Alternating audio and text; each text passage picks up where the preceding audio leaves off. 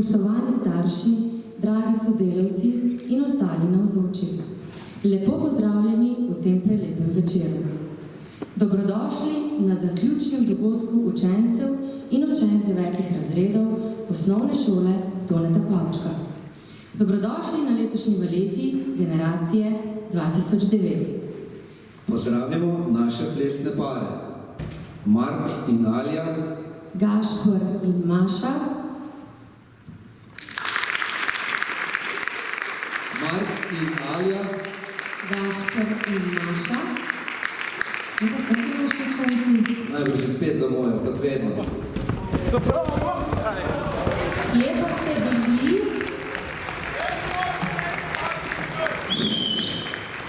V vrsto zbor, pa hitro. Devetošolci ste pripravljeni? Sedaj pa lahko začnemo.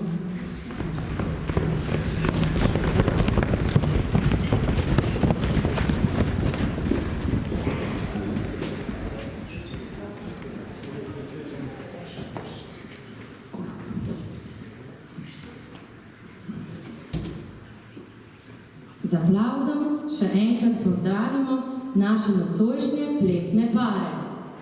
Mark in Alja, Gašper in Maša, Žiga in Lana, Jure in Nuša, Anže in Klara, Anže in Biserka, Martin in Lea, Rok in Nema, Žan in Maša, David in Manca, Nik in Neža, Drago in Igara, Nika in Patrik, Urban in Neja, Matevž, Lana ter Maja, ter naš voditeljski par, Elza in Jakob.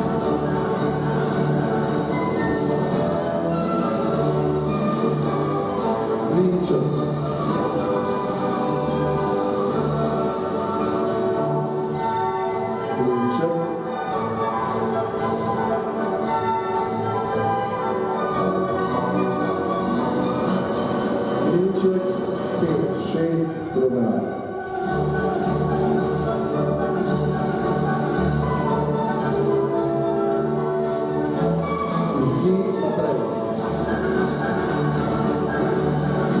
Drugi vedera.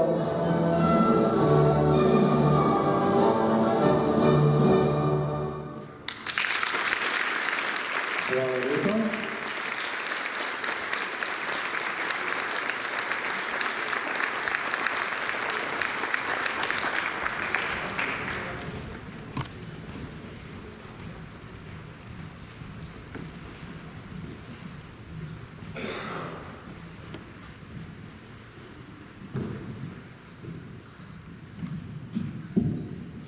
Dober večer ter lepo pozdravljeni tudi v imenu vseh devetošolcev.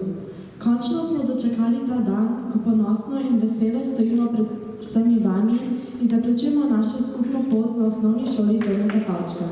Današnji program smo otvorili s plesom Radvetski marš. Danes vas bomo popeljali skozi 9 let našega življenja v osnovni šoli Toneta Pavčka. V teh 9 letih smo doživeli mnogo lepega, veliko smeha, včasih tudi kaj solz, predvsem pa smo se vsak dan zabavali. Vse od konca 6. razreda našo šolo vodi gospa ravnateljica Majda Čengija. Iskreno se vam zahvaljujemo za vse, kar ste naredili za nas in nas vodili na naši poti. Preden nadaljujemo z našim programom, vas prosimo, da nas še zadnjikrat nagovorite kot naša ravnateljica.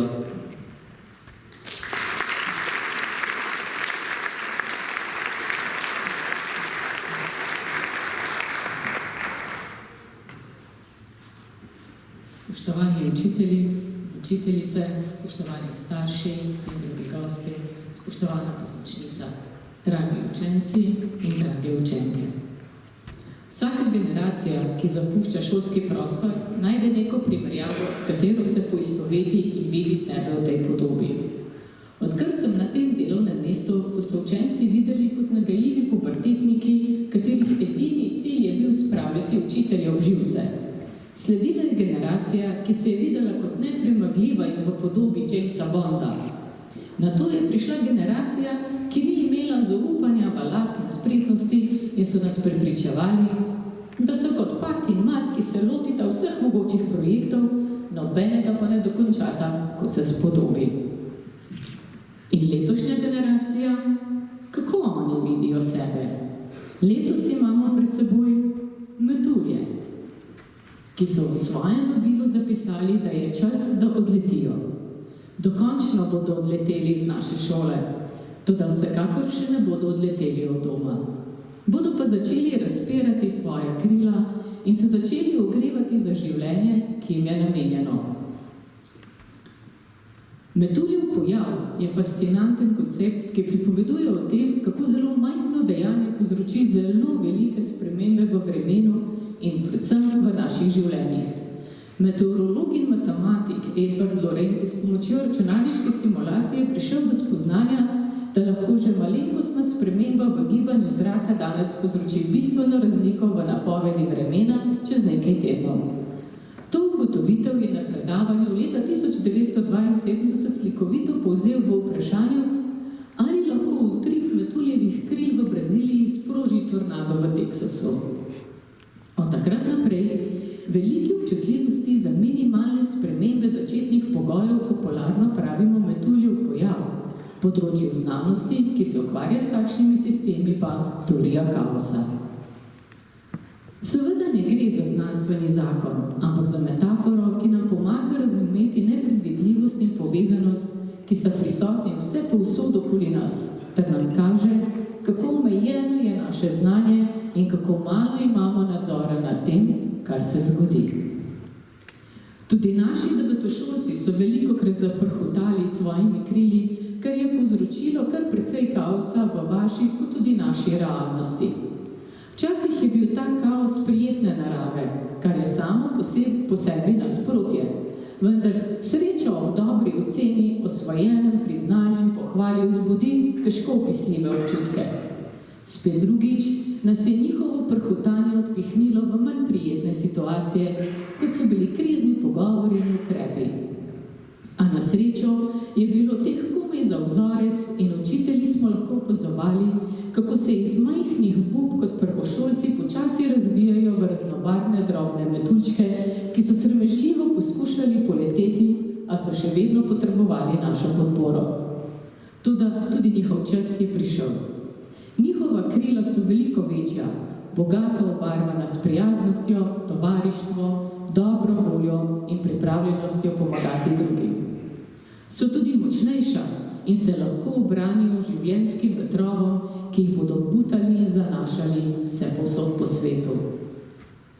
Prepričana sem, da bodo naši metuljčki s svojimi dejanji prav tako povzročili veliko pozitivnih sprememb v svojem ožjem, kot tudi širšem socialnem krogu.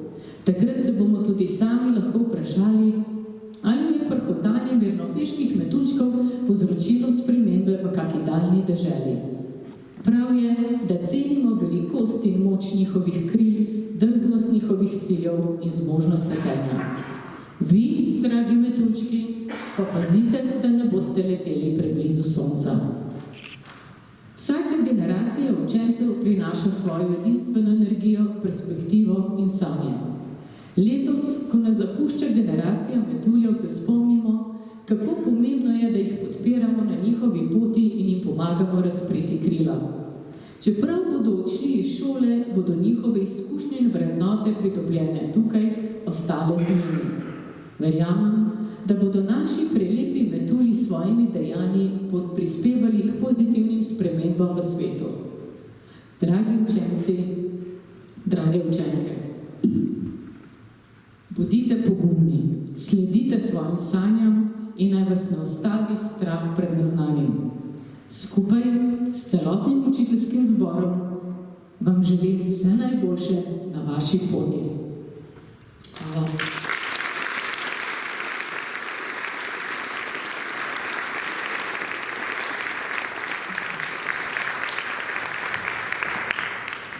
Hvala gospe ravnateljici.